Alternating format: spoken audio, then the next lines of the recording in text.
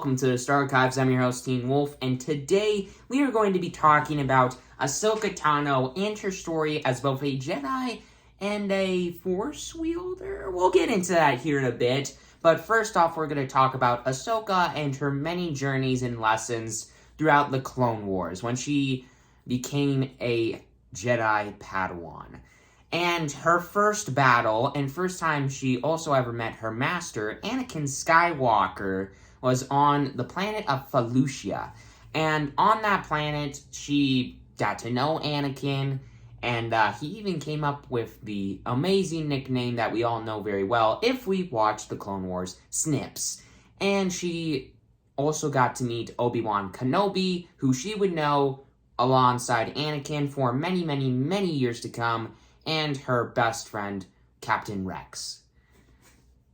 But anyways, throughout the Clone Wars, Ahsoka, very early on, you could tell that, she was a kid. She still was by the end of it, sort of, but still. Ahsoka, very early on in her Jedi journey, was very... She was rough around the edges, she had a lot of flaws, but over time, she came over all of those flaws. She learned patience and compassion for all others over herself and determination. She already had that, but she got more determination from her master and ambition and a lot of things that may not be great qualities for a Jedi, but turned Ahsoka into the character we know and love today. And the two people that taught her this, I guess three people, but mainly two, were Anakin Skywalker, her brother, basically. Obi-Wan Kenobi, I guess, kind of taught her a couple of these things, but not really. It was mainly the qualities that we know from Anakin, were taught by Anakin, of course, but all of the other qualities that we love about Ahsoka were taught to her by her mentor or father figure, Plo Koon, the Jedi who found her when she was just a little kid, when she was practically a baby, and was brought to the Jedi Temple to become a Jedi youngling. But anyways, getting back to Ahsoka's journey throughout the Clone Wars. Throughout the Clone Wars, like I said very early on, she was unskilled. She faced General Grievous. I think it was in the very first season of Clone Wars, and she had a pretty hard time beating him. But by season 5, she could pretty much beat him. Obviously, she still had a couple difficulties with him, but General Grievous is the guy who leads the general over all of the droid army, all of the separatist army. Even Obi-Wan Kenobi has hard time fighting against him, and Ahsoka almost beat him. So that alone goes to showcase just how powerful Ahsoka got throughout the Clone Wars. But in the end, she was eventually kicked out of the Jedi Order for the murder of Letta Termond. And Letta Termond was the bomber. Well, I guess she didn't bomb. But, well, she did. She bombed the Jedi Temple on Coruscant, which is a huge deal. But then Ahsoka supposedly killed her. And she was framed for her murder. But really, it was Barriss Offee who did it, one of Ahsoka's greatest friends in the Jedi Temple. And eventually, Barriss Offee would be imprisoned for murdering Letta Termond and framing Ahsoka for her murder. But Ahsoka was still kicked out of the Jedi Temple prior to that moment. And Ahsoka was welcomed back with open arms, but she realized that there were flaws in the Jedi, and that there were flaws in the Republic, and that there were flaws in her world that she loved so much. And she walked away from being a Jedi forever. But eventually she would come back when she learned of Maul on the Mandalore, the planet of Mandalore, that he was basically ruling over their people, and Ahsoka wanted to help. And Ahsoka, with the help of Bo-Katan Kryze, they went together and basically freed Mandalore. The Siege of Mandalore was Ahsoka's last battle, and she also took Rex along with her to basically help her and so that Rex could kind of control the army, even though Ahsoka could have, but she wasn't technically a Jedi. It's a lot of political, stupid stuff, because Jedi Order is very political and stupid and stuff. But anyways, getting into the actual battle itself, Ahsoka and Bo-Katan came out on top. They beat Maul, and Ahsoka was going to bring Maul back to Coruscant to be put on trial and probably killed. But then Order 66 happened, and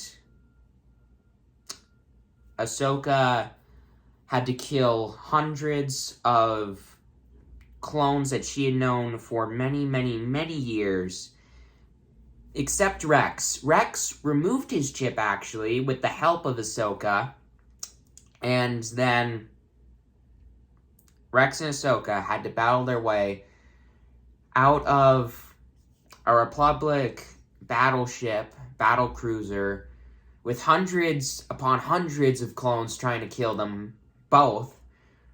But eventually they got out, and they escaped Order 66. One of the few that could escape Order 66. And then Ahsoka had to live in the world in the shadow of the Empire. And that brings us to Rebels Ahsoka, when she meets up with Kanan Jarrus and Ezra Bridger and that whole crew. She basically becomes a kind of... She's also kind of a mentor figure for Ezra Bridger. And, well, what happens is Ahsoka is kind of like in and out of the show. Rex, her best friend that I was just talking about a second ago, actually also became a part of the Rebel crew to basically help, like, build up the early forms of the rebellion. And Ahsoka was also there for that, but she was in and out trying to figure out who Vader was and trying to figure out certain things because, yeah, Vader. But anyways, then came the moment when they went to Malachor to defeat the Inquisitor force that was hunting them down. I think it was 2 Inquisitors at the time, but by the time they got to Malachor, it was 3, which is great. But anyways, they got to Malachor to learn knowledge, to figure out how to beat the Sith, these Inquisitors, and, well, they killed the Inquisitors, and Vader was there, and Ahsoka died. The end. But that doesn't make sense. Ahsoka's in this live-action show that's after Return of the Jedi, so how did she die? Well, she did die, technically. She died on Malachor, in the Sith temple that was on Malachor, where they went to go get their knowledge, but failed to. But she's still somehow alive. Years later, Ezra finds this kind of little portal, the in-between world, and he pulls Ahsoka out of that time into the in-between worlds and basically saves her. And Ezra poofs her out of the in-between worlds after the Sith temple would be destroyed and blown up and whatnot. And then she goes to basically one day find Ezra Bridger and Sabine and the whole Rebel crew once again. So that's Ahsoka's story in the Rebels. It's a pretty short little bit of story. It's not too much. And that brings us to today. After her post-Return of the Jedi self, when she helped, she helped, I guess, with Grogu's, she supervised, okay, I guess that's a good way to say it. She supervised Grogu's Jedi training. But obviously, we all know, if you watched Mandalorian, that Grogu, well, if you watched the Book of Boba Fett, I guess, is what that you should be saying. But anyways, if you watched the Book of Boba Fett, you would know that Grogu did not become a Jedi, but he would go off back to Mando to basically be his son.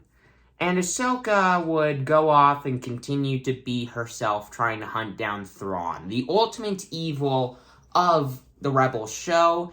And I think that's going to be the main thing happening in the actual Ahsoka show. She's going to be hunting down Thrawn, and she's going to get back with the Rebel crew and try to do that with them.